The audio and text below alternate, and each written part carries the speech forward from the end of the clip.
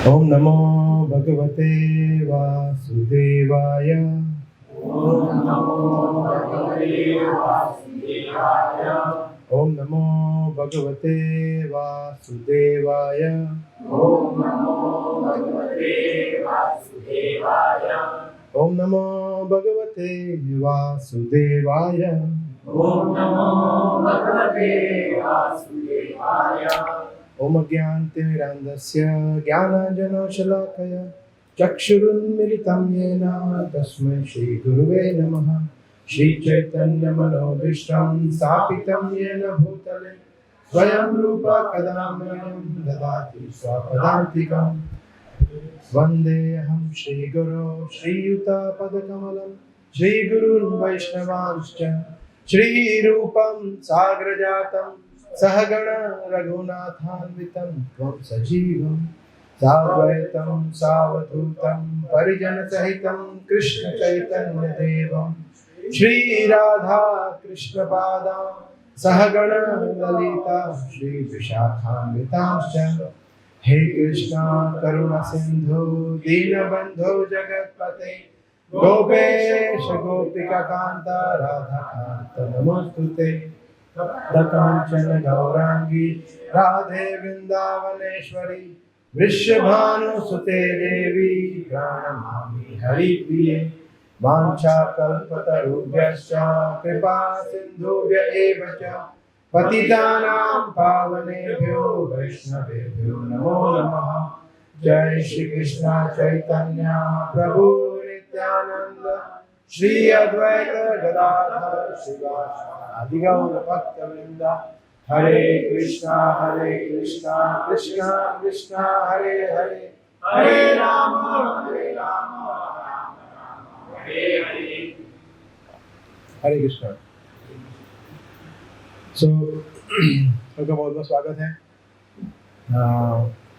रविवार आप लोग जो ये समय निकाल के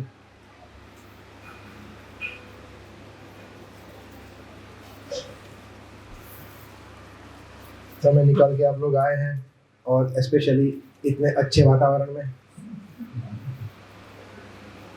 तो यस, मैं एक्चुअली सोच रहा था 9:30-10 बजे के आसपास कि जो महावीर ऐसे स्थिति में कुछ भी करके आएंगे तो भगवान स्पेशल उनके लिए रजिस्टर बनाएंगे कि हाँ ये आए थे, ये आए थे, ये आए थे, ये आए थे। एक्चुअली ये फैक्ट है, कृष्णा हैज रिकग्नाइज्ड जो लोग आउट ऑफ द बॉक्स जाके, कंफर्ट जोन से बाहर जाके जो भगवान की सेवा करते हैं या भगवान के शरणागत होते हैं, भगवान उनको स्पेशल रिकॉग्निशन देते हैं। ऐसा है। तो हमारा छोटा से छोटा एफर्ट भी अननोटिस जाता नहीं है भगवान को। तो ये भगवान क्या कभी भूल सकते हैं कुछ चीज़? हम भूल सकते हैं, भगवान भूलते नहीं है।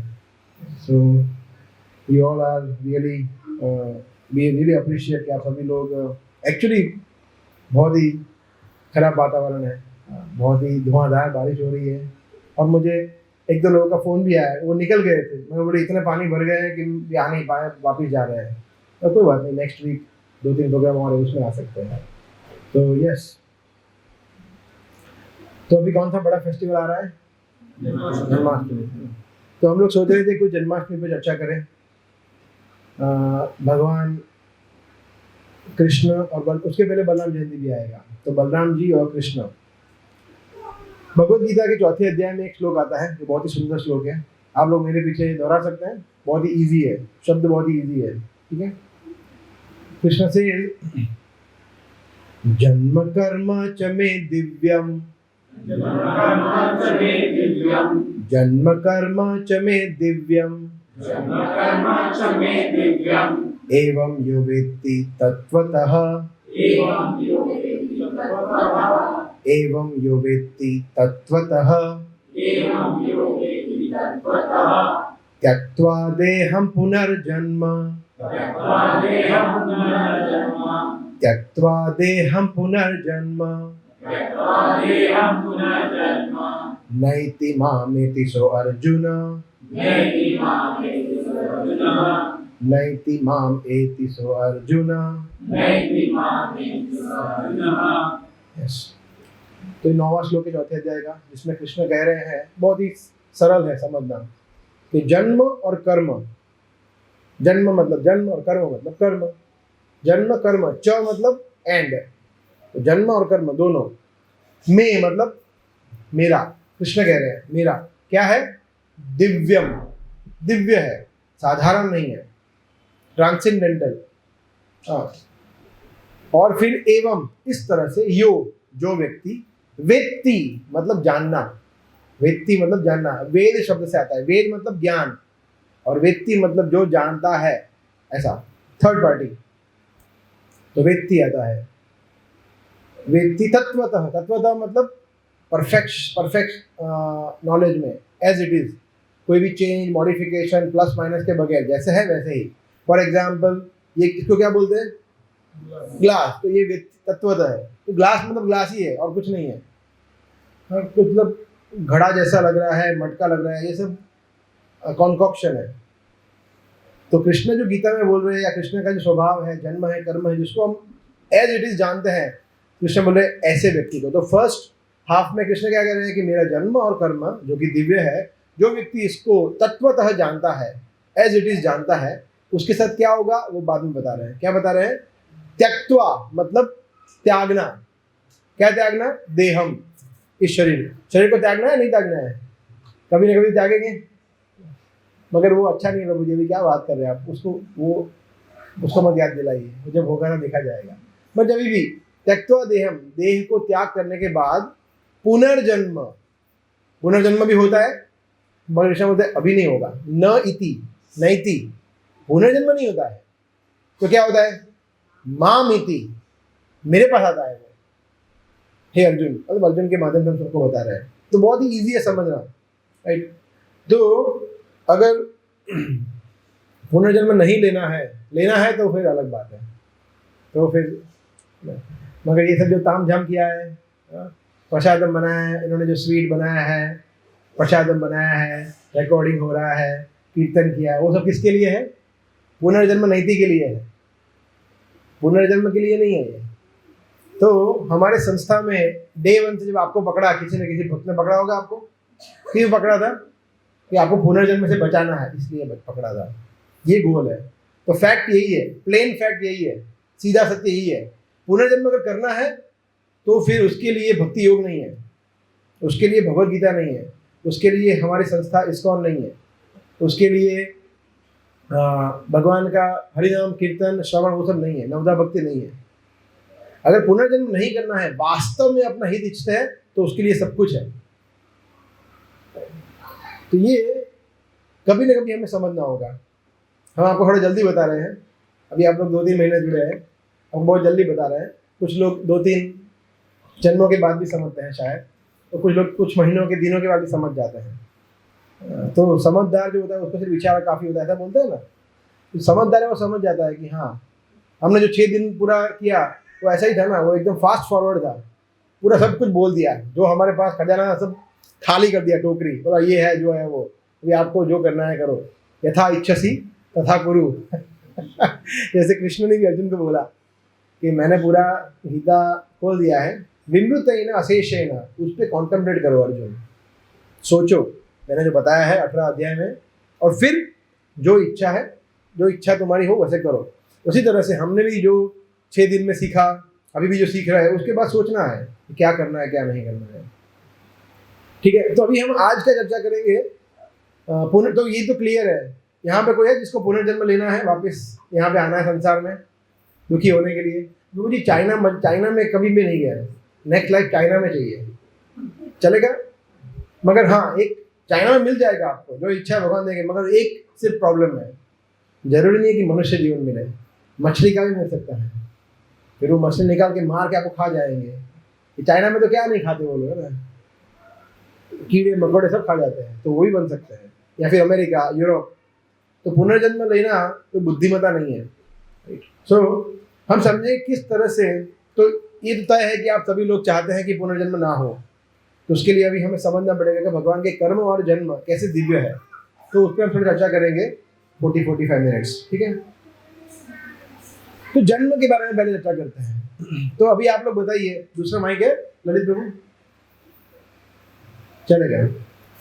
पहले आप ये बताइए कि जब हमारा जन्म होता है, साधारणतः मनुष्य का जन्म होता है, किसी का भी, है ना, तो क्या क्या चीजें होती है, मतलब जो दिव्य नहीं है, ऑर्डिनरी है, बेकार है, बोलिए कुछ कुछ चीजें बताइए। जैसे मैं एग्जांपल देता हूँ, एग्जांपल दूँ या आप शुरुआत करेंगे? फिजिकल बॉडी, पेन कैसे बोला? हाँ पेन, ये पॉइंट सही है। पेन होता है ना किसको? बॉडी किसको, मगर बॉडी किसकी? बॉडी को किसकी सोल, मतलब बच्चे को होता है और दोनों को होता है, दोनों को होता है ना पेन, बहुत पेनफुल है ना। इट इज सेड कि पेन की कैटेगरी होता है, फार्मास्यूटिकल फील्ड में अगर देखें तो पेन की कैटेगरी होती है, उसमें टॉप नंबर का पेन है, नंबर 1 पेन है लेबर पेन, नंबर 2 पेन है, नंबर 2 पता है कौन है? डेंटल पेन, उनको पता है, डॉक्टर की करो। तो ये दो टॉप कैटेगरी का पेन है। तो एनीवे या पेनफुल है। फिर नए लोग बताइए प्लीज, पुराने लोग बताइए और क्या चीज होती है जो लगता है कि दिव्य नहीं है, साधारण है, ऑर्डिनरी है, दुख, उसमें काफी पेनफुल है, दुखद है, क्या है जो बर्थ से रिलेटेड है? बोलिए। पेन अच्छा पॉइंट है। और हाँ, और सोचिए, तो बहुत ही इजी क्वेश्चन है। बच्चे के साथ क्या होता है वो सोचिए और फिर आपको समझ में आएगा। हिंट दिया मैंने। हाँ हाँ, बच्चा रोता है, बाहर आके रोता है, ठीक है, वेरी गुड। मल मूत्र का पूरा जो पिटारा है उसके अंदर वो है ना, तो छोटी सी जगह है, सबसे पहले तो बहुत छोटी सी जगह है ना, इतनी जगह में वो कितने टाइम रहता है? 9 months। इमेजिन हम लोग रह सकते हैं क्या? 9 दिन भी रह सकते हैं इतनी छोटी जगह में, 9 दिन भी। अपनी जितनी जगह है उतने 6 फीट का 6 फीट में आपको पैक कर दे, 9 मिनट भी नहीं रह पाएंगे, मगर बच्चे को रहना पड़ता है, ऑप्शन ही नहीं है। पहले इतना था तब कोई प्रॉब्लम नहीं था, मगर धीरे धीरे बढ़ता है और फिर प्रॉब्लम शुरू होता है। तो यस, जगह नहीं है। फिर दूसरा, जैसे बताया कि वो जगह जो है वो कोई क्लीन अच्छी जगह नहीं है, माता का गर्भ, वहाँ पे सभी प्रकार के कीड़े होते हैं, बैक्टीरिया होते हैं, वर्म्स होते हैं, उसको काटते हैं। माता को क्या करना होता है? बोला वड़ा पाव खाना है, मतलब पानी पूरी खानी है, भेलपूरी खानी है, ये खाना है, खाना चटपटा खाने का मन होता है, मगर वो खाती है और फिर दुख किसको होता है? तीखा खाने से, गरम हॉट खाने से बच्चे को होता है। तो ये जन्म का कैरेक्टरिस्टिक है। और बच्चे का शरीर कैसा होता है? अभी ये बच्चा है, उसका शरीर कितना सॉफ्ट है, अभी ये न्यूबॉर्न बेबी का तो उससे भी सॉफ्ट होगा, है ना, टेंडर बॉडी, उसको कितना सब कुछ सहन करना पड़ता है। फिर तो ये सब चीजें है, इसीलिए जब बाहर आता है तो वो रोता है ना। तो जन्म है वो खुशी का मौका है, दुख का मौका है? बोले। तो वो जो एक जीव है उसको छोड़ के सबको मजा आता है, सिर्फ अकेला वही रोता है, बाकी कोई रोते हैं अरे यार इसका जन्म हो गया, सभी रोता है, मगर वो रोता है तो उसको नहीं आना है, तो जबरदस्ती खींच के ले आए, तो उसका ऑप्शन ही नहीं है। घर में आ गया तो अभी बाहर तो आना पड़ेगा, इसलिए वो रोता है। बाकी सब लोगों को मजा आता है, उसको मजा नहीं आता है। सो एक्चुअली जब एक जीव माता के गर्भ में होता है तो वो प्रार्थनाएं करता है। हम सब ने की हुई है गर्भ में से। किसको? भगवान को, कि हे प्रभु। 3rd कैंटो में पूरा चैप्टर आता है जिसमें जीव की स्तुति आती है, जिसमें वो बोलता है कि भगवान ग्लोरिफिकेशन करता है, फिर बताता है कि प्लीज मुझे इससे बाहर निकालो, इस जगह से। मैं जैसे ही बाहर आऊँगा 100% आपका भजन करूँगा, भक्ति करूँगा, प्रॉमिस करता है। तो हम सब ने प्रॉमिस किए हुए भगवान को, हम सब ने प्रॉमिस किया था भगवान को कि हम बाहर आके भक्ति करेंगे। आप में से कितने लोग हैं जिन्होंने डे 1 से भक्ति शुरू कर दी? आके सब भूल गए। जैसे बाहर आते हैं, और एक्चुअली बताया है कि जब बाहर आते हैं तो कितने फोर्स से बाहर आते हैं ना, फोर्स से। तो फोर्स से बाहर आते हैं ना तो उतना उसको पेन होता है कि नर्वस सिस्टम पूरा एकदम जकड़ जाता है, इतना खराब हो जाता है और सब भूल जाता है। उसको जो एक्चुअली गर्भ में उसको सब याद रहता है, पिछले जन्मों में जो किया सब याद रहता है, मगर बाहर आता है ना विस्मृति हो जाती है, बंद करना पड़ेगा। सो विस्मृति हो जाती है, तो हम सब भूल जाते हैं, जैसे ही जन्म लेते हैं ना सब कुछ। तो बट एनीवे, भगवान फिर क्या करते हैं, भगवान फिर हमें छोड़ते नहीं, भगवान फिर हमें किसी न किसी तरह से अपॉर्चुनिटी देते हैं वापस उसको रिवाइव करने की, जैसे अभी हम रिवाइव करने का प्रयास कर रहे हैं ऐसा, ठीक है। And the last and foremost, सबसे इंपॉर्टेंट चीज क्या है कर्म, जन्म के बारे में पता है, हमें जन्म लेना पड़ता है, ऑप्शन ही नहीं है। हम किसके अनुसार जन्म लेते हैं, कर्म के अनुसार। और कौन सा जन्म लेना हमारे हाथ में है। हम में ऐसा कोई है जिन्होंने डिसाइड किया था कि मैं मराठी बनूंगा, गुजराती बनूंगा, यूपी का बनूंगा, ऐसा कोई किसी ने डिसाइड करके आए थे। जो आया वो आया, लॉटरी है, जो लगा वो लगा, मनुष्य बनेगी वो भी नहीं पता है। तो ये कर्म के ऊपर है। तो अभी हम देखते हैं, तो ये हमारे जन्म के बारे में हमने देखा कि हमारा जन्म कितना अच्छा है ना, मस्त। अभी भगवान के जन्म के बारे में देखते हैं कि भगवान का जन्म कैसा होता है। तो पहले हम देखेंगे कृष्ण ने जब जन्म लिया तो क्या हुआ। देखिए, भगवान जब जन्म लेते हैं तो साधारणतः देखा जाता है कि पुरुष का शुक्राणु स्त्री के गर्भ में प्रवेश, ऐसा नहीं होता है। वसुदेव देवकी में ऐसा कुछ नहीं हुआ, गर्भाधान ऐसा नहीं हुआ, गर्भधारण किया, नो। भगवान वसुदेव के हृदय में प्रकट हुए, हृदय में प्रकट हुए, फिर भगवान वसुदेव के हृदय से देवकी के हृदय में ट्रांसफर हुए, और फिर वहां से माता के गर्भ में आए, और फिर भगवान अपीयर हुए। ऐसे ही, ऐसा। तो भगवान हमारी तरह बायोलॉजिकल सन या बायोलॉजिकल ह्यूमन नहीं है, ठीक है। तो फर्स्ट ये है डिफरेंस।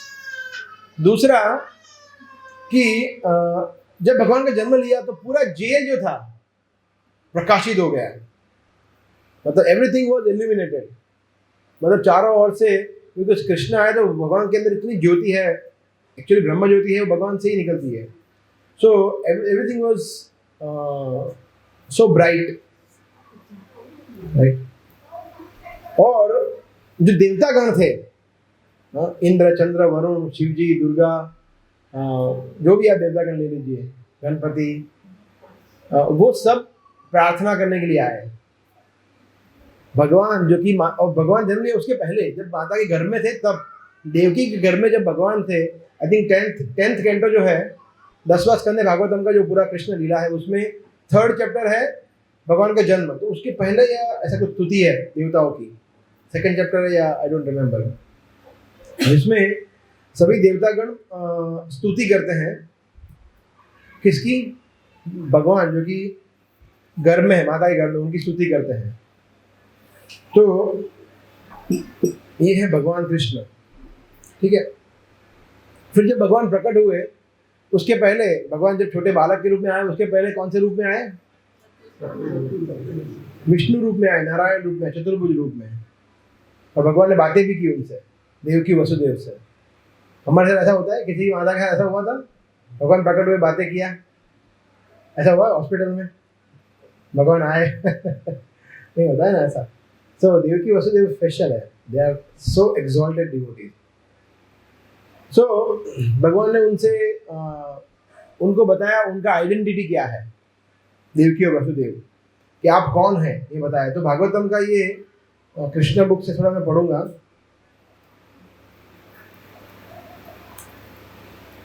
या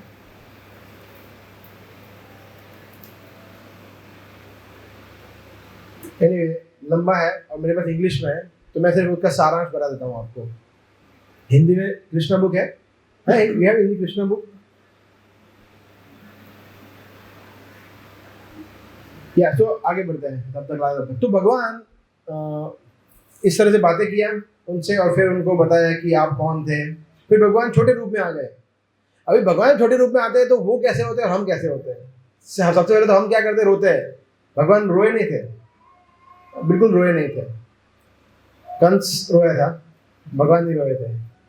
और हम जब आते हैं तो कैसे होते हैं, पूरे गंदे, कपड़े भी नहीं पहने होते हैं। भगवान पूरे श्रृंगार के साथ मोर मुकुट के साथ हंसते हुए, फुल बाल बाल सब एकदम सुंदर ऐसे प्रकट हुए। तो कोई साधारण व्यक्ति ऐसे नहीं आ सकता। सो और जब भगवान प्रकट हुए तो और क्या हुआ? जेल में और क्या हुआ बताइए? हाँ, दरवाजे खुल गए ना अपने आप, है ना? तो अपने आप खुल गए दरवाजे। तो ये भी भगवान जब प्रकट होते हैं तो सब सब लीलाएं करते हैं इस तरह से। तो जेल के दरवाजे अपने आप खुल गए और क्या हुआ? हाँ, सब द्वारपाल ने सबको सुला दिया, सबको अल्प्राजोलम दे दिया, बोला सो जाओ, इनकी गोली दे दिया, बोला सो जाओ, चलो, सबको सुला दिया। तो ये है भगवान, ठीक है। हालांकि विजिबिलिटी बहुत कम है, but I'll try to read.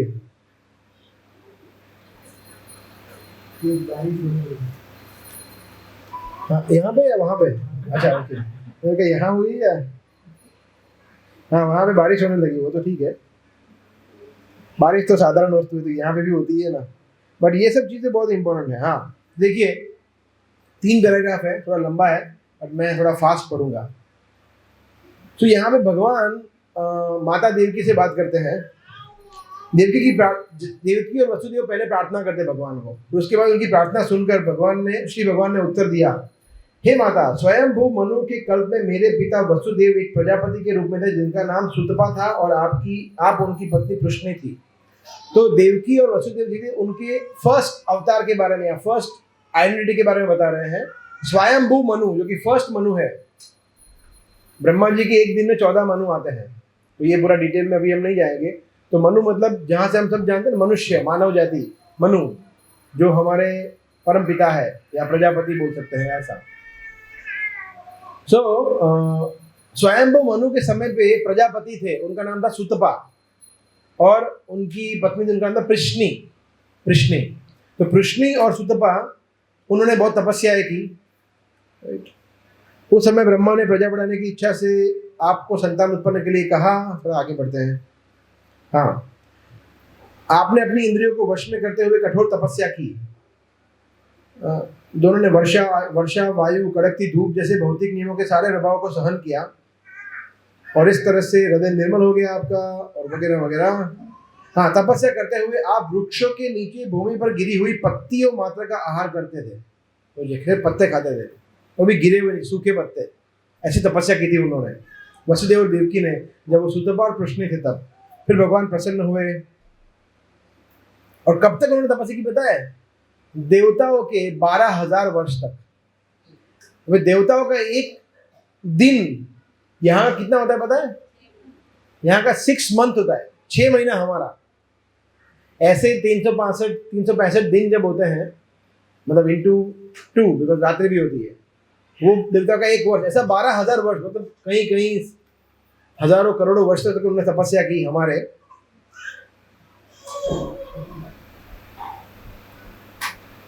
उसी समय भी मैं आपके समक्ष इसी रूप में आपकी इच्छा पूर्ति के लिए प्रकट हुआ था और आपसे मनवांछित वर मांगने के लिए कहा था। उस समय आपने चाहा था कि मैं आपके पुत्र के रूप में जन्म लूं। या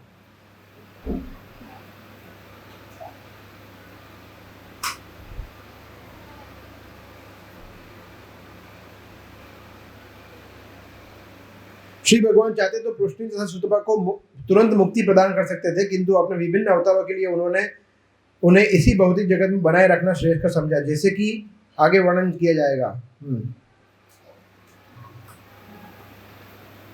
कालक्रम से पृष्णी गर्भवती हुई और शिशु को जन्म दिया। श्री भगवान ने वसुदेव तथा देवकी से कहा, उस समय मेरा नाम पृष्णी गर्भ था। अगले कल्प में, नेक्स्ट कल्प जब आया, तब अदिति और कश्यप के रूप में, उनके पुत्र के रूप में भगवान आए। उनके पुत्र का नाम था उपेंद्र। उपेंद्र मतलब कौन? वामन देव। वामन देव कथा सुना है आपने? 3 बग भूमि लिया वगैरह। हाँ, तो वो उपेंद्र, तो वो भी भगवान, उनके माता पिता जो कौन थे? वही थे वसुदेव देवकी। वो सेकंड बर्थ था उनका। मैंने आपको वर दिया था कि मैं 3 बार आपके पुत्र रूप में जन्म धारण करूंगा। मैं इस विष्णु रूप में इसलिए अवतरित हुआ हूं ताकि आपको विश्वास दिला सकूं कि उसी श्री भगवान ने पुनः जन्म धारण किया है। मैं चाहता तो एक सामान्य शिशु के रूप में प्रकट हो सकता था, किंतु तब आपको विश्वास न होता कि आपके गर्भ से मुझ श्री भगवान का ही जन्म हुआ है। हे मेरे माता पिता, इस तरह आपने कई बार अत्यंत लाड़ प्यार से अपने पुत्र के रूप में मुझे पाला पोसा है, अतः मैं अत्यधिक प्रसन्न हूँ और आपका अत्यंत कृतज्ञ हूँ। मैं विश्वास दिलाता हूँ कि इस बार अपने उद्देश्य को पूरा करके भगवत धाम आप लोग वापस जाएंगे, मतलब ये आपका लास्ट बर्थ है। मैं जानता हूँ कि आप मेरे लिए चिंतित हैं और कंस से भयभीत हैं, अतः मेरा आदेश है कि तुरंत आप मुझे गोकुल ले चले और यशोदा की नवजात कन्या से जो अभी अभी उत्पन्न हुई है मुझे बदल दें। ये भगवान पर्सनली बोल रहे हैं कि ये करना है, प्लान ये है, और खुद प्लान बता रहे हैं कि ऐसा करना है। तो भगवान तो दिव्य है ही और उनके माता पिता भी दिव्य हैं। इस तरह से इतने वर्षों वर्षों तक तपस्या जिन्होंने की है सुतपा और प्रश्नी, वो फिर और भगवान यहाँ एक और जगह बताया है कि भगवान जब अपीयर होते हैं ना तो उनके माता पिता फिक्स होते हैं, चेंज नहीं होते हैं, यही होते हैं हर बार। अभी जब भगवान चैतन्य महाप्रभु के रूप में प्रकट हुए तो नए लोगों में से बताइए उनके माता पिता का नाम किसी को याद है? अभी बताया था लास्ट लेक्चर में। चैतन्य महाप्रभु के माता पिता का नाम क्या बोला हमने? शची माता, ये सही है, और पिता का नाम जगन्नाथ मिश्रा, यस। तो ये दो भी वही है, देवकी वसुदेवी है, अदिति कश्यप भी है और सुतपा और प्रश्नी ही है, ऐसा। तो भगवान का जन्म दिव्य है। ऐसे ही भगवान कृष्ण का तो जन्म दिव्य है, मगर और जन्म भी दिव्य है भगवान के। और बताइए ऐसे कोई यूनिक भगवान के जन्म जो मतलब आपने यार भगवान ऐसे कैसे जन्म ले सकते हैं, बताइए। नरसिंह देव है ना, हम लोग मूवी देखने जाना है ना इवनिंग में, भगवान प्रकट हो गए, कैसे जन्म लिए थे?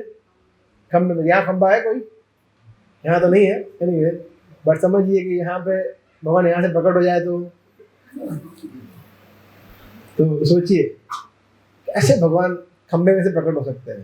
तो ये दिव्य है ना, साधारणतः कोई नहीं आ सकता। फिर और बताइए मत्स्य अवतार कैसे थे भगवान? मत्स्य अवतार में छोटी सी मछली जिस पात्र में रखे, ग्लास में रख दिया तो ग्लास इतनी बड़ी हो जाएगी, फिर ग्लास से उसको बाल्टी में, तो बाल्टी जितनी बड़ी हो गई, बाल्टी में से उसको बड़े कंटेनर में रखा उतनी बड़ी हो गई, जहां पे रखो बड़ी, लास्ट में समुद्र में रख दिया, समुद्र जितनी साइज कर दिया। बोले ये सॉरी और बड़ा जगह चाहिए। मनु बोले और कहाँ से लाऊं? यस, तो मत्स्य अवतार ऐसे थे भगवान। Very very good. या और वरा अवतार भगवान कैसे प्रकट हुए थे? वरा अवतार किसी को पता है कहाँ से प्रकट हुए थे? ब्रह्मा जी की नॉस्ट्रिल, नासिका में से। सोचिए यहाँ से प्रकट हुए भगवान, इतने थे, अंगूठे के ऊपरी भाग इतने थे। फिर भगवान ने अपना विस्तार किया। कितना विस्तार किया? 6 फुट 10 फुट, पूरा ब्रह्मांड है जितना, इतना बड़ा विस्तार किया। पृथ्वी को बचाना था, पृथ्वी को तो भगवान ने सिर्फ अपने दांतों पे उठाया था। सोचिए पृथ्वी को दांतों पे उठाया मतलब भगवान की साइज कितनी होगी, सोचिए, इमेजिन पूरी पृथ्वी को दांतों पे उठाना मतलब। तो वर्णन आता है कि जब कभी कल ही मैंने एक वीडियो शूट किया है इसी के ऊपर, बाद में मैं रिलीज करूंगा, कि भगवान जब वराह रूप में प्रकट हुए तो फिर वो समुद्र में से जब पृथ्वी को निकाला तो गीले हो गए, है ना। तो भगवान ने ऐसे ऐसे करके अपने शरीर को छिड़का, तो वो पानी जो था, जल की बूंदे थी, वो किस पे गिरा पता है? सत्यलोक, जनलोक, तपोलोक, उनके निवासियों पे गिरा। तो वो लोग प्रार्थना कर रहे हैं कि आपकी, ऐसा बता रहे हैं। तो सोचिए भगवान का साइज कितना होगा कि पूरे लोग ब्रह्मांड को कवर कर लिया। तो ये है भगवान का जन्म। इतने हुए थे मगर साइज कितना बड़ा एक्वायर कर लिया। राइट। और भी है, कूर्म अवतार है, मोहिनी अवतार है। तो भगवान के सभी अवतार विशेष होते हैं। राइट। उनके जन्म और कर्म दिव्य है। राइट। अभी हम कर्म पे जाते हैं, अब पास्ट टाइम्स पे, भगवान की लीलाओं पे, कर्म के ऊपर। राइट। तो भगवान की लीलाएं जो है वो दिव्य होती है, ट्रांसेंडेंटल होती है, हमारे जैसे नहीं होती है। राइट। मगर साधारणतः लोग उसको, जो भक्त नहीं है वो उनको ऑर्डिनरी लेते हैं ना, कि ठीक है हम भी ये सब कर सकते हैं, उसमें कौन सी बड़ी बात कर दी है। तो आप लोग बताइए, हम भगवान रामचंद्र की लीलाओं में से बताइए कि क्या ऐसी, कौन सी ऐसी लीला है जो भगवान लोग साधारण समझते हैं कि ठीक है तो ऑर्डिनरी है, उसमें क्या है, ऐसा कैसे हो सकता है? बोलिए। हाँ, फूल बनाना ये एक्स्ट्रा ऑर्डिनरी है, ऑर्डिनरी बताइए, और उस पर आएंगे हम। हाँ, मेरे को वन में जाना पड़ा, राजा को पाप कर्म किए थे तो वन में जाना पड़ा, क्या करे अभी। फिर कंदमूल खाना पड़ा वन में जाके। हाँ, वो आ गया, सब कंदमूल खाना पड़ा। फिर आप बोलेंगे कि पैर पे कांटे चुभे, वो सब आ गया। युद्ध करना पड़ा, देखो रावण के साथ कितना स्ट्रगल किया। रावण के साथ युद्ध करना मतलब डिफिकल्ट, और विभीषण का हेल्प लेना पड़ा, तब जाके रावण मरा। बोलो, उतना भी आता नहीं था भगवान को। भगवान ऐसे, आपके भगवान ये ऐसे होते भगवान। फिर और बताइए, बंदर की सेना बनाई। बंदरों की हेल्प लेनी पड़ी। अरे इंसान भी नहीं, बंदर की कुछ हेल्प लेता है? बंदरों की हेल्प ली तब तो जीत पाए, तब तक तो लंका पार कर पाए, मतलब सॉरी समुद्र पार कर पाए। और नागपास में फंस गए थे। बोलो, नागपास फंसता है कि हाँ हाँ, वानरों की सहायता ली अनेक तरीके से। फिर वो छुप के मारा बाली को, ऐसा कोई करता है? फिर अपनी पत्नी का त्याग कर दिया, ऐसा कोई करता है? तो ये सब चीजें बोलते हैं। तो हम लोग ये सब क्यों डिस्कस कर रहे हैं ना, ये सब इसका करना अच्छा नहीं लगता है ना, बट हमें पता होना चाहिए कि बाहरी दुनिया में लोग क्या क्या बोल सकते हैं, ताकि हमें उसका उत्तर पता हो, उसको हम कैसे जवाब दे सके। मुंह तोड़, हाँ मुंह तोड़े बगैर, मुंह तोड़ जवाब देना है ना उनको, अच्छी तरह से प्रेम से कि देखो भाई बैठो, मैं समझाता हूँ आपको क्या है, राम भगवान कौन है, कृष्ण कौन है, right. So yes, it is like that. भगवान एक्चुअली, राम भगवान चाहते थे, आप सोचिए कि भगवान राम को रावण को मारना होता तो ये सब इतना सब तामझाम करने की जरूरत थी? भगवान सिर्फ कल्पना कर लेते कि रावण भी तो जिंदा है, तू चल हो गया खत्म, तो रावण मर नहीं जाता, हार्ट अटैक आ जाता, वही तो खत्म हो जाता रावण। रावण क्यों? रावण भगवान उसी के रावण के हृदय में भी परमात्मा स्वरूप में विद्यमान है।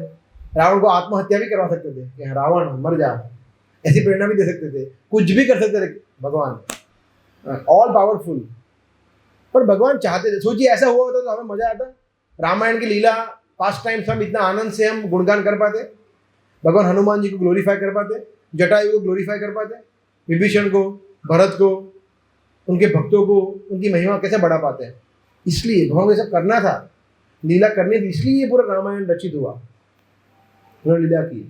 तो ऐसा ही होता है, ठीक है, ताकि आने वाले युगों युगों तक सब लोग उसका आनंद लें, भगवान की कथाओं का, ठीक है। नेक्स्ट बताइए, भगवान कृष्ण की लीलाओं में से बताइए, है ना, क्या क्या चीजें जो है जो लगती है कि ये ऐसा नहीं करना चाहिए था भगवान को। माखन चोरी, तो माखन चोरी करने की क्या जरूरत है? जोमेटो से ऑर्डर करते आ जाता, अमूल से ले आते हैं, या फिर वो उत्पन्न कर लेते हैं, भगवान है ना, पैदा करो माखन खुद का, कि चोरी करते हैं छुप छुप के, भगवान थोड़ी ऐसा करते हैं। फिर हाँ, रण छोड़, हम डाकोर में सुना था ना, डाकोर में कथा, रण छोड़ के भाग गए, ये तो कायर है, क्षत्रिय भी नहीं है, छोड़ो। ऐसे भगवान है आपके कृष्ण, हमें पता है सब, छोड़ के भाग गए थे, डरपोक है, ठीक है। और हाँ, कौन बोल रहा है, बोलिए,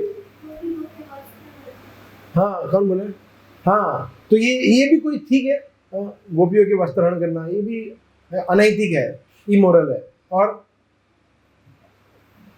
हाँ, इतनी सारी शादियाँ की, 16,108 शादियाँ, मतलब ये तो कोई मतलब दो चार ठीक है, हजारों में ऐसे कोई थोड़ी करता है, नॉट गुड। फिर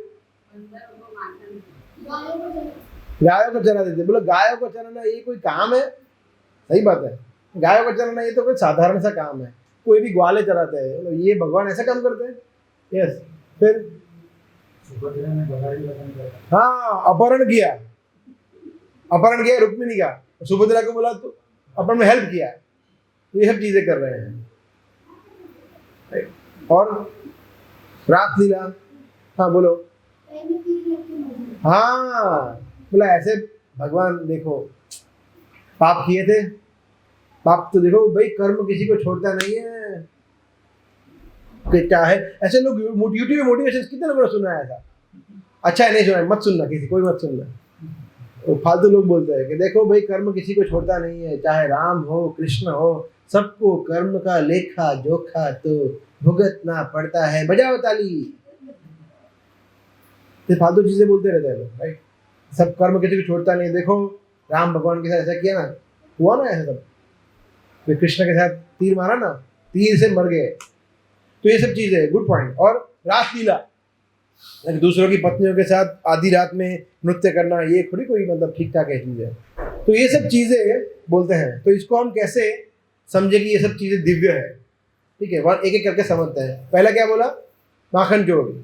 तो माखन चोरी करना कोई, तो भगवान क्यों माखन चोरी करते थे? बिकॉज वो जो गोपियाँ थी वो चाहती थी कि आए माखन चोरी करने के लिए। तो अगर वो बुलाएंगे तो आएंगे ही ना। भगवान तो सबके हितैषी है, सबकी इच्छा पूरी करते हैं। तो वो चाहते नहीं कि कृष्ण आए। माखन बनाती इसलिए थी। माखन गायों को जो चारा खिलाते थे, गायों को जो गोचरण करते थे, वो उनके पति, उनके पुत्र, वो भी यही सोच के कि ये गाय जब मीठा मीठा दूध देगी तो इसका माखन कृष्ण खाएंगे, वो भी ये सोच के गायों को चराते थे। फिर जब दूध निकालते थे तो भी कृष्ण का गुणगान करते हुए कि कृष्ण ये दूध पिएंगे, इससे लस्सी बनाऊंगी, छाछ बनाऊंगी, मैं केसर डालूंगी और फिर कृष्ण पिएंगे। ऐसे ही तो शुरुआत से 100% कृष्णमय थे वो सब। हर एक प्रोसेस में कृष्ण थे उसमें। और बटर निकालते समय भी कि इस बार तो ऐसा मैं माखन निकालूंगी, सबसे पहले मेरे घर पे आके भगवान माखन खाए, कृष्ण माखन खाएंगे, ऐसा। तो वो लोग चाहते थे, तो कृष्ण को जाना ही पड़ेगा, ऐसा। तो माखन चोरी करना ये लीला है भगवान की। और अगर चोरी करनी है तो बड़ी चोरी ना करें, माखन की चोरी करें। चोरी करेंगे तो अगर वो चाहते थे कि वो सभी गोपियों का आनंद लेना चाहते थे। ठीक है, फिर और क्या बताया? और बताइए जल्दी जल्दी, और क्या क्या पॉइंट्स थे हम डिस्कस किए? रण छोड़, हाँ रण छोड़। रण, भगवान ने रण क्यों छोड़ा? तो वो तो उत्तर दिया था ना आपको हरेश प्रभु ने। बिकॉज वो जरासंध किसके हाथों उसको मारना था? भीम। तो भीमसेन भगवान का भक्त है, बोला नहीं, यू विल बी ग्लोरियस। देखिए कुरुक्षेत्र में एक भी व्यक्ति को कृष्ण ने मारा नहीं, मारा। मगर वैसे देखा है सबको उन्होंने मारा, मगर प्रत्यक्ष रूप में नहीं मारा। सबको हेल्प किया। द्रोण को ऐसे मारो, भीष्म को ऐसे मारो, कर्ण को ऐसे मारो, इसको ऐसे मारो, सबको भगवान ने हेल्प किया। तो जरासंध को मारा तो भगवान नहीं, भीम की हेल्प की कि भाई ऐसे फेंको ऐसे फेंको। देखो जरा नाम की राक्षस ने उसका संधि किया था, तो जरासंध हो गया था। तो मगर भीम को ग्लोरीफाई करना था, इसलिए भगवान बोला नहीं, अभी ये हर बार आ जाता है, क्या है। और युद्ध जब होता है दोनों पक्षों के लोग मारे जाते हैं। तो भगवान चाहते नहीं थे कि ये और आगे बढ़े। तो भगवान बोला ठीक है, अभी हाँ ठीक है, हमें नहीं युद्ध करना है। तो इसलिए भगवान छोड़ गए। और भगवान युद्ध छोड़ गए तो भी उन्होंने एक लीला कर दी, ऐसा। फिर 16,108 रानी है ना, 16,108 रानी हो। हाँ, ये इंटरेस्टिंग है। एक बार प्रभुपाद को किसी ने पूछा था ये 16,108 रानियों के बारे में। तो प्रभुपाद ने बोला था, you are jealous because you can not marry 16,000 wife, you are jealous. बात तो सही है। तो मेरी एक ही पत्नी है, भाई इतनी सारी, मतलब आपको ईर्ष्या क्यों हो रही है? वो कर रहे हैं तो आपको क्या प्रॉब्लम है? और एनीवे, तो या 16,108 रानी है, वो भगवान की शक्ति है, भगवान की परछाई के समान है। तो भगवान उनसे शादी करे उसमें क्या प्रॉब्लम है? विवाह करे उसमें क्या प्रॉब्लम है? दूसरा, भगवान ने जब उनसे विवाह किया तो ऐसा नहीं है कि एक पत्नी से मिले तो दूसरी को मिलने के लिए उसको कहीं हफ्तों तक, दिनों तक, महीनों तक वेट करना पड़े। बोला आऊँगा, अभी मैं इन लोगों से मिल के आता हूँ। नहीं, ऐसा नहीं। क्या किया भगवान ने? अपना विस्तार किया 16,108 रूपों में, और हर एक के लिए एक एक महल था, बड़ा बड़ा ब्यूटीफुल पैलेस। पूरा भागवत में वर्णन आता है। और हर एक महल में भगवान अलग अलग लीलाएं करते थे। एक के साथ खाना खा रहे हैं, एक के साथ किसी का मैरिज सेरेमनी चल रहा है, किसी के साथ वो विश्राम कर रहे हैं, अलग अलग लीलाएं कर रहे हैं। तो अगर व्यक्ति 16,000 बीवी को हैंडल कर सकता है तो करो आप। तो एक को ही नहीं कर पाते हैं तो 2, 5, 10 को कैसे करेंगे? तो yes, Krishna can do. Prabhupada कहते थे 16,000 क्यों, 16 करोड़ लोगों से भी वो विवाह करे तो भी प्रॉब्लम नहीं है, वो कर सकते हैं। ये सब उन्हीं की संपत्ति है। एकमात्र वही पुरुष है, बाकी सब प्रकृति है, ऐसा। ठीक है, और क्या डिस्कस किया हमने? रुक्मिणी का अपहरण किया है ना। तो तुम रुक्मिणी भी चाहते थे। नारद मुनि जब सुना तो उन्होंने बोला आपके अलावा किसी से मैं विवाह नहीं करूंगा। और रुक्मिणी अपहरण करने के पीछे, अपहरण नहीं करेंगे तो शिशुपाल कैसे आएगा, क्रोध कैसे आएगा? तो रुक्मी का वध करना था।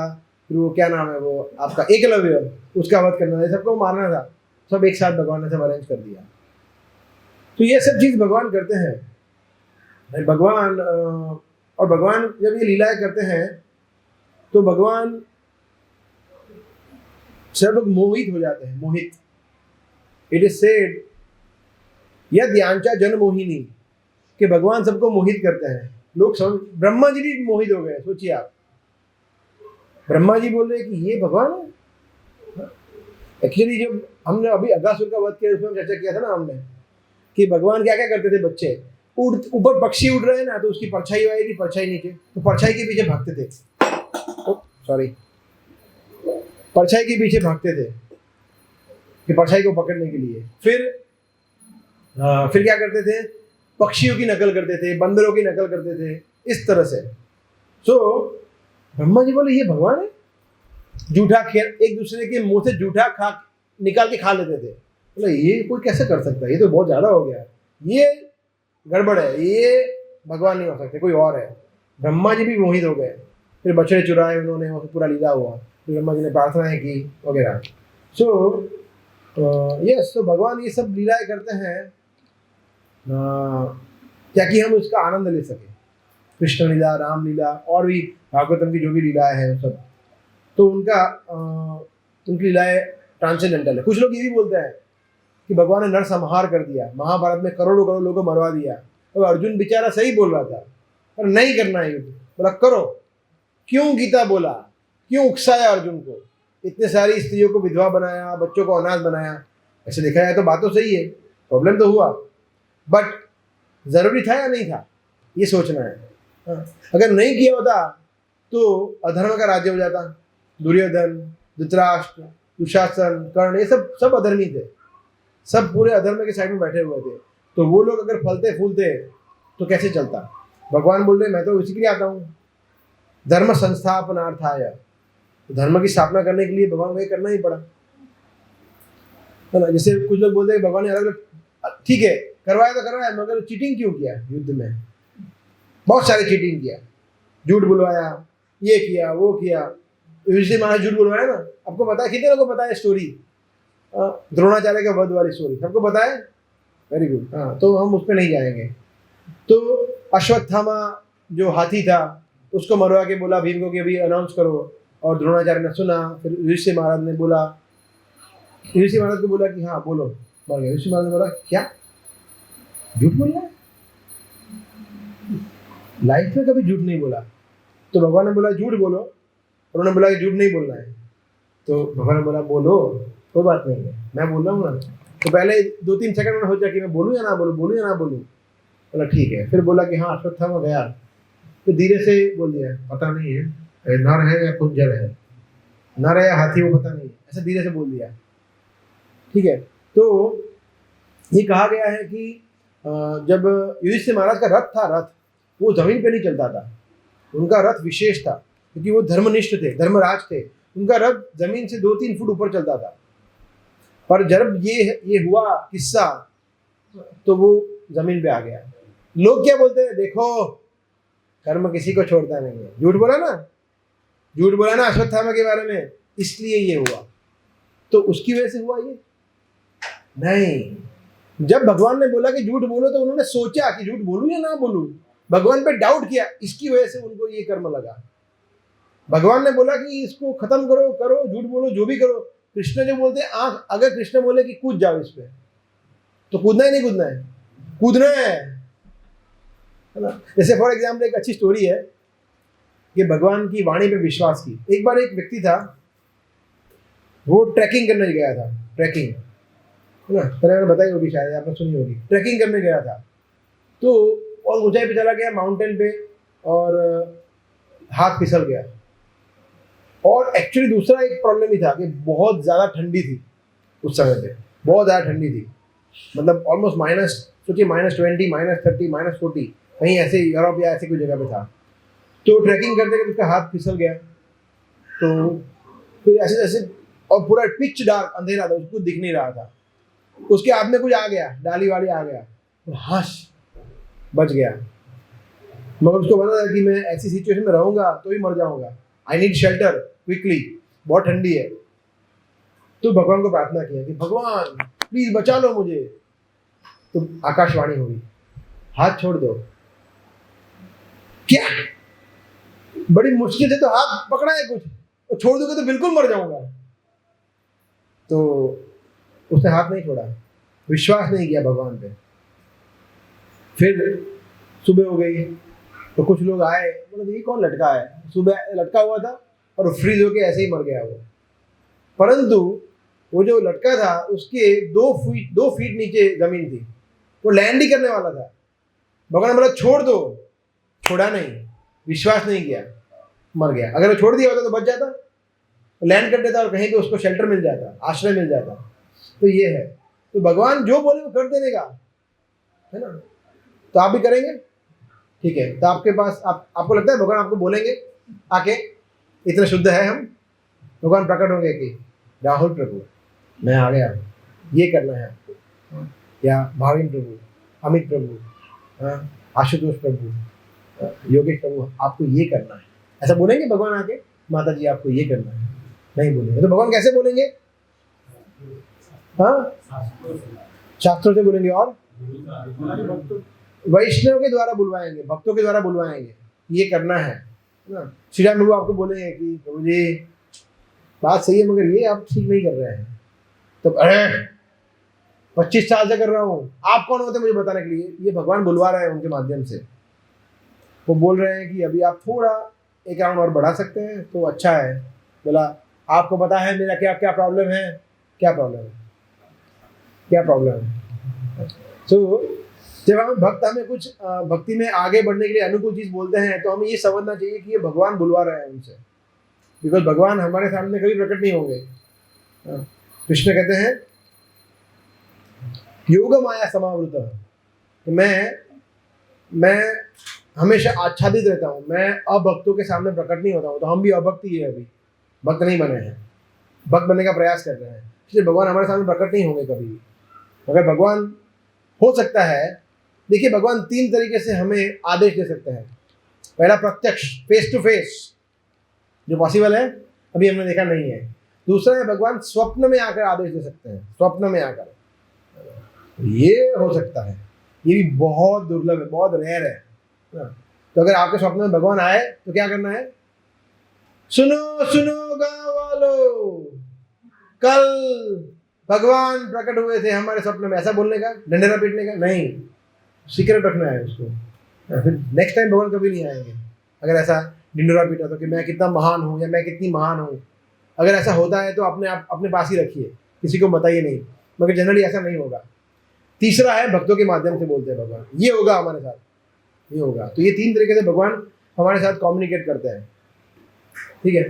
तो यस, तो भगवान की लीलाएं सब दिव्य है, हमने देखा है ना। तो इसलिए संस्कृत में 2 शब्द आते हैं, एक होता है अनुकरण और एक होता है अनुसरण।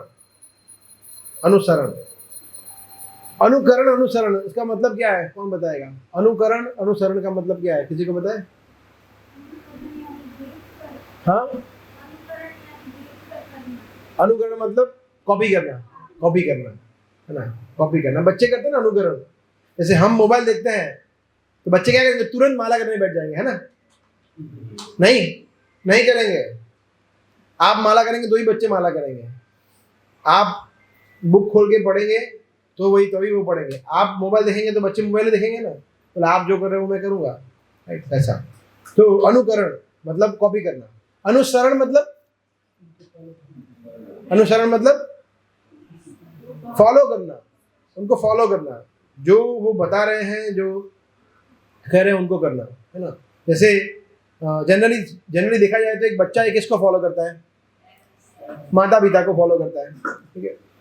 तो करना चाहिए नहीं करना चाहिए? माता पिता को फॉलो करना चाहिए, राइट। तो माता पिता को भी श्रेष्ठ उदाहरण प्रस्तुत करना चाहिए। तो माता पिता को फॉलो करना मतलब क्या? रोज दिन में 3 बार बोलना है, सुबह दोपहर शाम, जैसे दवाई लेते हैं ना ऐसे। सुबह आज बोला पापा I love you so much, दोपहर को बोला papa mummy I love you so much, ऐसा करना है 3 बार। इसको करते हैं फॉलो करना। तो क्या फॉलो करना मतलब? फॉलो करना मतलब भाविन प्रभु, आपका बेटा आपको फॉलो करना कब आप बोलेंगे कि मुझे फॉलो करता है? कब? हाँ, नहीं वो समझ गया, मगर कब आप बोलेंगे कि ये आपको ठीक से फॉलो कर रहा है? कब हम बोलेंगे ऐसा? कैरेक्टर, जब वो अपना कहना मानेगा। हम बोलेंगे कि तुम देखो ना कोई भक्त फोन कर रहे हैं क्या? जब हम बोल रहे हैं उत्तर जाओ और दक्षिण जा रहा है तो ये फॉलो करना नहीं होगा। जब एक माता पिता का कहना बच्चा माने तब वो सही तरीके से उनको फॉलो कर रहे हैं। अग्री करते हैं आप लोग? सही है। ऐसे ही भगवान जो बोलते हैं उसको जब हम मानेंगे तब हम उनको फॉलो कर रहे हैं, तब हम उनका अनुसरण कर रहे हैं, वरना हम अनुसरण नहीं कर रहे हैं। तो भगवान ने कहाँ बताया है मतलब क्या करना है? वो कहाँ बताया है? गीता में बताया है, सब कुछ बताया है कि क्या करना चाहिए आपको, dos and don'ts of our life, क्या करना है क्या नहीं करना है। भगवान ने वो सब कुछ दिखाया है। मगर हम क्या करते हैं?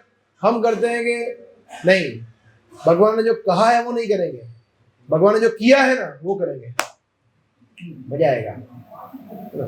भगवान के अनुकरण करेंगे, है ना। हम भी गर्लफ्रेंड बनाएंगे, हम भी रास लीला करेंगे, वो सब करेंगे, हम भी चोरी करेंगे, झूठ बोलेंगे, डुप्लीशियस पॉलिटिक्स करेंगे, क्योंकि भाई कृष्ण ने सिखाया है कूटनीति करना है तो हम भी करते हैं। पांडवों के साथ भी उन्होंने ऐसा किया, कौरवों के साथ, तो ये नहीं करना है। अगर करना ही है भगवान का अनुकरण तो करो, उठाओ गोवर्धन पर्वत, चलो ठीक है, गोवर्धन पर्वत उठाओ, हाथ उठाओ, 7 दिन के लिए भी नहीं, 7 घंटों के लिए उठा के रखो, ऐसा रखो उठा के। कौन रख सकता है 7 घंटे तक? ऐसे 7 मिनट रखेंगे तो भी बोलेंगे तो मुझे बहुत हो गया, ओहो सो मच पेन। 7 मिनट भी नहीं उठा सकते और अनुकरण करने चले हम भगवान का। विश्व रूप दिखा सकते हैं, विराट रूप दिखा सकते हैं, शिव जी की तरह हम क्या विष पी सकते हैं? तो हम लोग भगवान का, देवी देवताओं का अनुकरण नहीं कर सकते, उनको फॉलो करना है। शिव जी जो करते हैं कहते हैं वो करना है, कृष्ण भक्ति करनी है, शिव जी का फॉलो, शिव जी की तरह गांजा नहीं पीना है।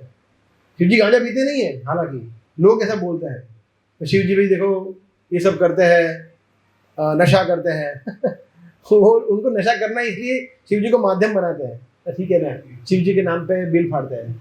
हम भी कर लेंगे, हम तो भाई देखो सच्चे शिव भक्त है, हम भांग पियेंगे, ये करेंगे वो करेंगे, नहीं। कहीं पे शास्त्र में लिखा नहीं है शिव जी ने ये किया है, ये खुद का बनाया हुआ है।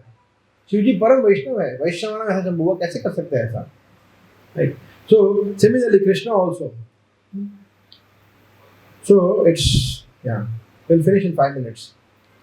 तो हमें समझना है जन्माष्टमी के मूड को। तो जन्माष्टमी आ रही है तो हमें भगवान के, हमें ये मूड से चलना है कि हम एक अच्छा भक्त बने, अच्छे भक्त बने, और भगवान की इंस्ट्रक्शन को, वैष्णव की शिक्षा, वैष्णव जो बोले उसकी इंस्ट्रक्शन को फॉलो करने का प्रयास करें। कोई वैष्णव आपको ये नहीं बोलेगा कि प्रभु जी 1 लाख रुपए लाओ ना, ऐसा कोई नहीं बोलेगा। कोई आपको ऐसा नहीं बोलेगा कि प्रभु जी एक काम करो, अभी आप 100 माला करना शुरू करो, ऐसा कोई नहीं बोलेगा। कोई आपको ऐसी चीज़ नहीं बोलेगा जो आप नहीं कर पाओगे, जो चीज़ आप कर पाओगे वही चीज़ बोलेंगे वैष्णव। कोई अनरीजनेबल चीज़ नहीं बोलेंगे, ठीक है। सो एंड लास्ट में हम एक चीज़ मैं बोलना चाहता हूँ, अभी जैसे 9 तारीख को बलराम जयंती आएगी ना, तो बलराम जयंती जो है वो बहुत महत्वपूर्ण है। तो आप में से कितने लोग हैं जो अभी तक मंगला आरती नहीं आए हैं? माना बाकी है, खाता खोलना बाकी है, 4-5 लोग हैं ना। तो आप लोग खाता कब खोलना चाहिए? बलराम जयंती बेस्ट। ऑफकोर्स संडे, उसके पहले संडे भी आएगा, एकादशी भी आएगी, उसमें रखते हैं। मगर अगर उसमें बाय चांस ना आ सको तो बलराम जयंती 9 तारीख को सैटरडे आ रहा है, रक्षाबंधन उस दिन है, ठीक है, पूर्णिमा उस दिन प्लीज मंगला आरती आइए। बलराम जी कौन है? कौन है बलराम जी? शेषनाग है और संकर्षण है, राइट। और दूसरा एक इंपॉर्टेंट पॉइंट है कि वो गुरु तत्व है, गुरु तत्व। अच्छा, आप में से, हम में से कोई कितने को लगता है कि गुरु हमारे जीवन में इंपॉर्टेंट है? गुरु की प्रेजेंस तो चाहिए, सबको लगता है ना। जैसे ये बच्चे पढ़ने जाते हैं, आप पढ़ने जाते हैं, स्कूल में जाते हैं, स्कूल में तो हमें टीचर होते हैं नहीं होते? टीचर होते हैं, टीचर क्या बात कर, सही ना, लाइव चलते फिरते टीचर होते हैं। हाँ, टीचर के बगैर चाहे आप कितना भी जूम कर लो, ये कर लो, ऑनलाइन कर लो, यूट्यूब कर लो, नहीं, बुक्स पढ़ लो, मोटिवेशन सुन लो, कुछ भी कर लो, we need some guide, spiritual guide specially. तो भौतिक जीवन में ही हमें चाहिए, चाहे हम डॉक्टर बने, इंजीनियर बने, कुछ भी बने, हमें पढ़ना, हमारे पास यूनिवर्सिटी कॉलेज है या हमारे पास बुक्स है, बट टीचर तो चाहिए, सिमिलरली स्कूल में भी, सिमिलरली आध्यात्मिक जीवन में भी, भक्ति में जीवन में भी हमें गाइड चाहिए। तो गुरु बहुत इंपॉर्टेंट है, उस पर हम कभी और चर्चा करेंगे गुरु तत्व के बारे में। बट गुरु जो है वो कहाँ से आते हैं? संकर्षण से आते हैं। गुरु तत्व जो है वो संकर्षण रिप्रेजेंट करते हैं या बलराम जी रिप्रेजेंट करते हैं। तो गुरु के बगैर कृष्ण प्राप्ति इज इम्पॉसिबल, पॉसिबल ही नहीं है। अगर हम गुरु की शरण ग्रहण नहीं करते हैं, अगर हम गुरु के माध्यम से कृष्ण के पास नहीं आते, तो कृष्ण हमारे पास देखेंगे भी नहीं। फॉर एग्जाम्पल, हम भगवान के धाम जाते हैं, तो जा तो नहीं पाएंगे गुरु के बगैर, मगर सोच लीजिए गलती से चले गए तो वहाँ पे द्वारपाल बोलेंगे, अच्छा कहाँ से, रेफरेंस दिखाओ। तो रेफरेंस कुछ नहीं है, मैं खुद हूँ, पता नहीं है मेरा नाम ये है। अच्छा रेफरेंस शिष्य किसके हो? बलराम जी को। बलराम जी आप जानते हो उनको? बलराम बोला no, I don't know, get out, वापिस भेज देंगे, देखेंगे भी हमारे सामने। तो बलराम जी की कृपा के बगैर हम कृष्ण को प्राप्त नहीं कर पाएंगे, गुरु की कृपा के बगैर। इसलिए बलराम सबसे महत्वपूर्ण तत्व है। एक्चुअली कृष्ण से भी महत्वपूर्ण है बलराम, बिकॉज उनके बगैर हम कृष्ण की प्राप्ति नहीं कर पाएंगे। इसलिए Balram Jayanti is must for all of us. तो उसमें आपको मैं 2 ऑप्शन देता हूँ, 2 ऑप्शन। पहले आप, और दोनों भी अवेलेबल है, पहले आप मंगला आरती आइए। मंगला आरती तो आपको बताइए 4:30 बजे, और उस दिन तो फेस्टिवल होगा पूरा, आपको खड़े रहने की जगह नहीं मिलेगी, इतना पूरा पैक होगा। और तब तक जन्माष्टमी का तैयारी भी हो गया होगा, तो सब रेलिंग वगैरह भी लग गए होंगे, बहुत भीड़ होगी, बट बहुत अद्भुत वातावरण होगा। तो मंगला आरती आइए, रेगुलर जाते आते हैं ऐसे। दूसरा है 11:30 बजे अभिषेक होगा भगवान का। हाँ, तो भगवान का आरती होगा, 56 भोग लगेगा, महाआरती होगा, अभिषेक होगा, और उसके बाद प्रसादम होगा, चरणामृत लेके प्रसादम। उस दिन हम 12 बजे तक फास्टिंग करते हैं ऐसा। और 11:30 पौने 12 को अभिषेक होने के बाद फिर फीस्ट होगा। तो अगर आपका छुट्टी है, आ सकते हैं, तो उसमें भी आइए 11:30 को। और कुछ सेवाएं भी होगी जो हम बाद में बताएंगे आपको, जन्माष्टमी की इस शुक्रवार को हम चर्चा करेंगे। But Balram Jayanti is a very big festival, तो आप उसको मिस मत करिए प्लीज़। अगर आप अहमदाबाद में हैं, आ सकते हैं, तो दोनों मंगला आरती भी आइए और अभिषेक और प्रसाद के लिए भी आइए, ठीक है। तो देखिए भगवान जो है, अभी मैं आज सुबह एक बच्चे चर्चा कर रहा था, आपकी बैच में से ही है, वो मुझे बता रहे थे कि हम कितने वो सामने से बता रहे थे, मैंने नहीं पूछा था बाय द वे, वो सामने से बता रहे थे कि हम कितने भाग्यशाली है कि हमें पता ही नहीं है कि हम कैसे इससे जुड़ गए। वी आर सो फॉर्चुनेट कि हमें इतना अच्छा संग मिल गया भक्तों का। एक्चुअली फैक्ट है कि हम चीज़ों को बहुत लाइटली लेते हैं कि हाँ ठीक है, फिर से फोन कर, कितना फोन करते हैं इस्कॉन वाले, छोड़ो ना, आ जाएंगे, क्या है, ऐसा लगता है शायद किसी को। मगर ये कितना सौभाग्य की बात है कि हमें इतना अच्छा संग मिला है। आप शुक्रवार को देखना, इस शुक्रवार को आप लोग आएंगे, शुक्रवार को कितने लोग शुक्रवार को आने के लिए रेडी है? शुक्रवार को प्रभुपाद का ग्लोरिफिकेशन करेंगे, पूरा प्रभुपाद का जीवनी हम देखेंगे, कैसे उन्होंने शुरुआत किया। तो ये पूरा जो हमें स्ट्रक्चर दिया है प्रभुपाद ने, वी आर सो फॉर्चुनेट, बहुत भाग्यशाली है। I will finish in 2 minutes.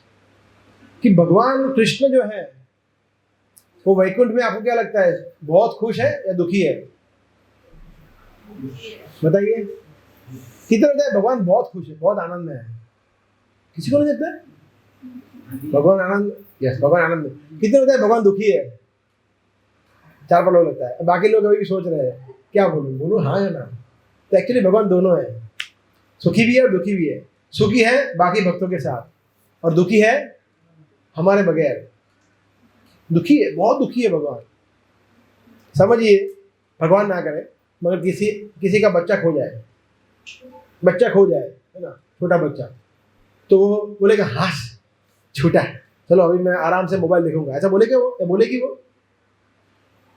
वो पूरा जमीन आसमान एक कर देंगे, नहीं कर देंगे बच्चे को ढूंढने के लिए।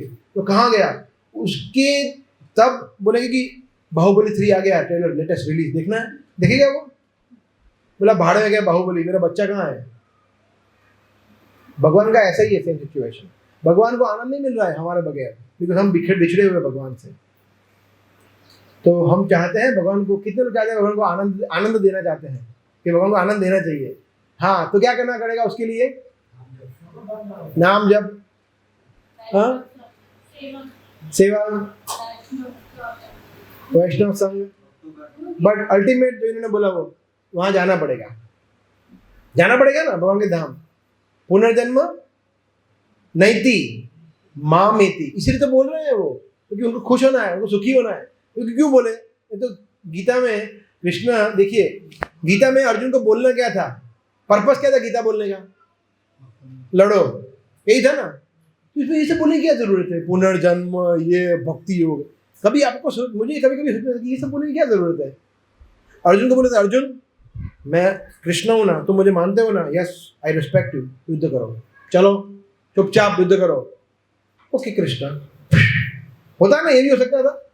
ये सब बोलने की क्या जरूरत थी? ज्ञान योग, कर्म योग, ध्यान योग, भक्ति योग, ये सब बोलने की क्या जरूरत थी? बिकॉज कृष्ण चाहते हैं कि वो खुश हो हमारे साथ में। सिर्फ पुनर्जन्म नहीं थी, मेरे पास आओ। तो अगर हम चाहते हैं कि भगवान को सुखी करना चाहते हैं, खुश रखना चाहते हैं, तो हमें वहां जाना पड़ेगा। यहाँ से खुश नहीं हो गए, ओके सब ठीक है, हाँ आप भी खुश हो, मैं भी खुश हूँ, बराबर सब मजा में, बता राधा रानी मजा में, बलराम मजा में, मधु मंगल बदा मजा, वो भी मजा में छू, ओके ऑल द बेस्ट। ऐसे में अगर खुश नहीं होंगे, वहां जाना पड़ेगा ये सेवा करने के लिए, तो और उनका संग करने के लिए। तो जाने के लिए फिर जो आप बोल रहे थे वो सब चीजें आती है। क्या क्या आती है बोलिए? हाँ, अशोक संग करना, वेरी गुड। फिर चैंटिंग करना, सेवा करना, श्रवण करना, शास्त्रों को पढ़ना, भगवान को भोग लगाना, प्रसाद ग्रहण करना, एकादशी का व्रत करना, मंगला आरती जाना, और लिस्ट इज एंडलेस।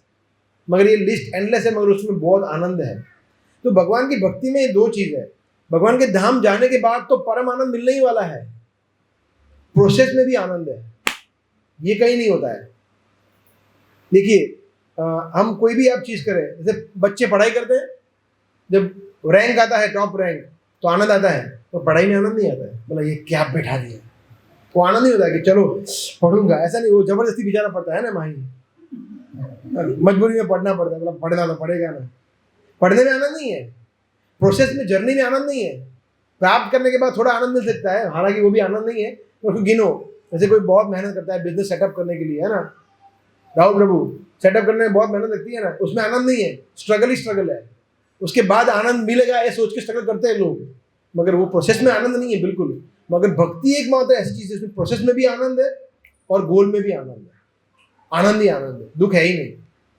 तो भगवान को आनंद देने के लिए हमें ये प्रोसेस में जुड़ना पड़ेगा, तब जाके हम भगवान को आनंद दे पाएंगे। और जन्माष्टमी में हमें भगवान को ये गिफ्ट देना है। भगवान का बर्थडे आ रहा है ना, तो गिफ्ट देंगे कुछ। कितने लोग चाहते हैं कृष्ण को गिफ्ट देने के लिए? गिफ्ट देना चाहिए ना भगवान को, है ना। हमें गिफ्ट मिलता अच्छा लगता है। आप में से कभी किसी ने ऐसा किया कि आपको गिफ्ट मिला तुरंत फेंक दिया, बोला है गिफ्ट लेके आया, नहीं चाहिए, ऐसा किया किसी ने? माही लाओ गिफ्ट, और कहाँ है, और कहाँ है गिफ्ट? गिफ्ट अच्छा लगता है, कृष्ण को भी अच्छा लगता है गिफ्ट देना, गिफ्ट लेना, सॉरी। तो हम क्या गिफ्ट देंगे उनको? हमें हमारा समर्पण देना है, सरेंडर, कि कृष्ण ले लो, मैं खुद आपके लिए हूँ पूरा, जैसे मुझे यूज करना है ऐसे करो। आपके भक्त जो बोलेंगे वो मैं करूँगा, गीता में जो लिखा हुआ मैं करूँगा, आप जो बोल रहे हैं सब कुछ करूँगा मैं। कृष्ण को ये गिफ्ट चाहिए। ये गिफ्ट डिफिकल्ट है देना ना, पूरा शरीर को देना, समर्पण करना, वेरी डिफिकल्ट, बट ये बेस्ट है। और कृष्ण को सिर्फ बेस्ट चीज चाहिए। हाँ, जैसे फॉर एग्जाम्पल कृष्ण को फूल ऑफर करते हैं ना, सुगंध वाला फूल ऑफर करते हैं या सुगंध बगैर क्या करते हैं? कोमल करते हैं, कांटे वाला करते हैं, फ्रेश करते हैं, मुरझाया हुआ करते हैं, क्योंकि वो बेस्ट है। इसीलिए हमें इस भगवान को बेस्ट गिफ्ट देना है। बेस्ट गिफ्ट क्या है? खुद अपने आप को दे देना, ये बेस्ट गिफ्ट है। आपने 1 लाख रुपए का चेक दिया, नहीं, वो नहीं चाहिए भगवान को। आपका धन नहीं चाहिए, समय चाहिए भगवान को। समय, हमारा समय देना पड़ेगा भगवान को। तो ये जन्माष्टमी में हमें इस तरह से भगवान को देखना चाहिए कि कुछ अलग करे। कई सारी जन्माष्टमी आई, जय कन्हैया लाल की, हमने बहुत सारा कर दिया ये सब, है ना। मगर अभी इस साल कुछ अलग करते हैं, अपने आप को भगवान को देते हैं। ये गिफ्ट देना चाहिए भगवान को। Okay okay, Hare Krishna. श्री कृष्ण बलराम की, प्रभुपाद की। कोई प्रश्न, question, comments we can take for 5 minutes and then 1:30 we can have prasadam.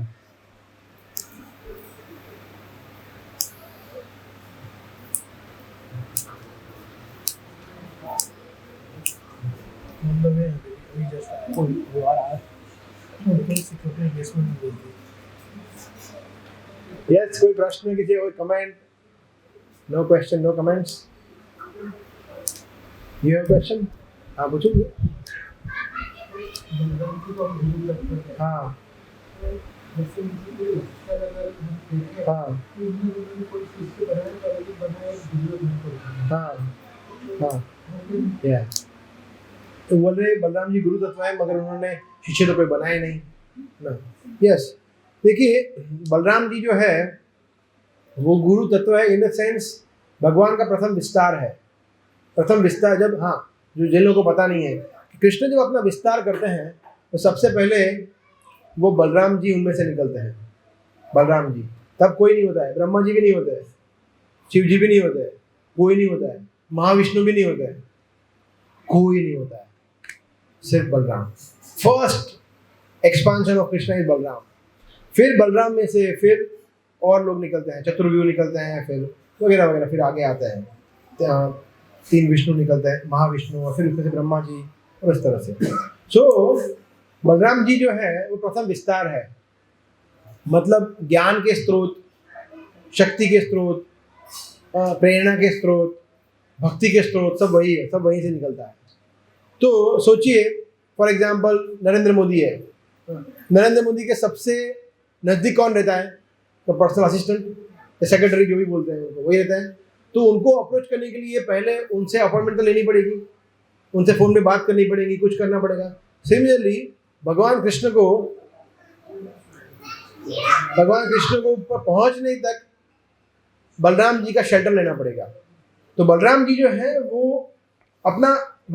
है वो शक्ति संचारित करते हैं, उनके पास जो शक्ति है वो सभी गुरुओं में देते हैं कि ठीक है आप कृष्ण तक इनको पहुंचाओ। तो दैट वे वी अंडरस्टैंड कि जो भी जो गुरुजन है, प्रभुपाद फॉर एग्जाम्पल, तो प्रभुपाद के अंदर जो शक्ति है, जो इन्होंने पूरा इस्कॉन संस्था का स्थापना किया, इन्होंने पूरा क्रांति ला दी है भक्ति का, वो किसकी शक्ति से आया है? बलराम जी की शक्ति से आया है। तो बलराम जी ने उनको शक्ति दिया ताकि लोग कृष्ण भक्ति में जुड़े, लोग कृष्ण तक पहुंचे। That is how we understand. तो जब भगवान बलराम जी अपीयर हुए तो जरूरी नहीं है कि वो उसके मुताबिक कार्य करें, वो स्वतंत्र है, वो भी स्वयं भगवान है, वो भी विष्णु तत्व है, वो देवता नहीं है। बलराम जी कोई देवता नहीं है, स्वयं भगवान है, सुप्रीम पर्सनालिटी ऑफ गॉड है, ऐसा। हाँ हाँ, गुरु कौन है? गुरु का गुरु, हाँ देखिए आप गीता खोलेंगे ना, यदि गीता नहीं है मेरे पास, तो गीता में फर्स्ट चैप्टर से पहले गुरु शिष्य परंपरा आती है। जैसे भक्ति वेदांत स्वामी प्रभुपाद, उनके गुरु थे भक्ति सिद्धांत सरस्वती महाराज, उनके गुरु थे भक्ति विनोद ठाकुर, गौर किशोर दास बाबा जी, उनके भक्ति, ऐसे करके पूरा परंपरा है जो धीरे धीरे ऊपर जाता है। चैतन्य महाप्रभु, फिर ईश्वरपुरी, माधवेंद्रपुरी, फिर और ऊपर जाते हैं मध्वाचार्य, फिर और ऊपर जाते हैं व्यासदेव, उनके गुरु थे नारद मुनि, ब्रह्मा, उनके गुरु थे ब्रह्मा जी, ब्रह्मा जी के गुरु स्वयं कृष्ण। तो कृष्ण जो है वो आदि गुरु है, मगर वो आदि गुरु है वो बलराम जी के थ्रू सबको गाइड करते हैं, ऐसा। तो कृष्ण या बलराम जी आदि गुरु भी हैं, ऐसा ही बोल सकते हैं, और उनसे गुरु शिष्य परंपरा आती है। तो इस तरह से ज्ञान ट्रांसफर होता है। तो ये पूरी परंपरा हमारे भगवद गीता में दी गई है, तो आप पढ़ सकते हैं। तो वी आर 33rd 34th ऐसा। तो गुरु के गुरु भी, इन शॉर्ट गुरु जो है वो भगवान का शुद्ध भक्त होता है, जो भगवान के बारे में हमें सच सच बताता है, हमें मिसगाइड नहीं करता है, जो खुद का कुछ कॉन्कॉक्शन बताता नहीं है, कि खुद की फिलोसफी बताता नहीं है। तो कृष्ण ने कहा है वैसे के वैसा बताता है। गुरु अपने आप को भगवान नहीं मानता है, अपने आप को भगवान का सेवक मानता है। ये गुरु के कुछ लक्षण है। अगर ये सब है व्यक्ति में तो वो सही में गुरु है। गुरु प्रामाणिक संप्रदाय में आता है। तो अनेक ऐसे चीज़ें हैं। गुरु के बारे में भी हम अलग से क्लास लेंगे, चर्चा करेंगे, जब आपको और क्लैरिटी मिलेगी। ठीक है, ओके। यस, श्रावण जो है श्रावण की सीढ़ी श्रावण, हाँ या जैसे माता जी है उनकी उनकी पूजा करनी चाहिए। हाँ, देवी देवताओं की, हाँ yes. So the answer is yes and no both. कर भी सकते हैं, ज़रूरत नहीं भी है, ज़रूरत नहीं है ऐसा। कर सकते हैं इसलिए बिकॉज जनरली हम जो नए भक्त होते हैं, नए लोग जुड़ते हैं जब, तो उनको ज़्यादा हम इनको ऐसा नहीं बोलते कि आप सब कुछ छोड़ दो, ठीक है आप कंटिन्यू करो, बट एटलीस्ट हरे कृष्ण महामंत्र का जब भी साथ साथ में करो, वो भी करो और वो भी करो। जैसे हनुमान चालीसा कर रहे हैं, कंटिन्यू, बट हरे कृष्ण मंत्र का जप करो, एटलीस्ट स्टार्ट विद 1 राउंड। आप गायत्री मंत्र कर रहे हैं, that is okay, but at least chant 1 round Hare Krishna महामंत्र, ऐसा। परंतु कोई व्यक्ति बोलता है कि नहीं मैं समझ गया हूँ, सभी वेदों का सार तो कृष्ण ही है, आप तो बोला है कृष्ण पुत्र पुरुषोत्तम भगवान है, बाकी देवी देवता तो उनके सेवक है, तो सही में क्या प्रभु जी ज़रूरत है उनकी भक्ति करने की, उनकी पूजा करने की, मंदिर जाने की, तपस्या करने की, गुरुवार शुक्रवार रविवार सोमवार करने की? नो, कोई ज़रूरत नहीं। मगर आपको लगता है कि नहीं नहीं नहीं, फिर शिव जी की तीसरी आँख खुल जाएगी, मैं भस्म हो जाऊंगा, तो ठीक है फिर करिए, ठीक है फिर करिए, दैट्स ओके, बट आइडियली ज़रूरत नहीं है, आइडियली ज़रूरत नहीं है। अगर आपको श्रद्धा है कृष्ण के ऊपर, बिकॉज सभी अवतार जो आते हैं वो भी कृष्ण से आते हैं, और देवी देवता तो बिल्कुल कृष्ण से आते हैं। तो कृष्ण कहते हैं गीता में, अहम आदि ही देवा नाम महर्षिणाम च सर्वश, चैप्टर 10 टेक्स्ट 2, मत्तः परतरम नान्यत् किंचित् अस्ति धनंजय, मेरे से ऊपर कोई नहीं है।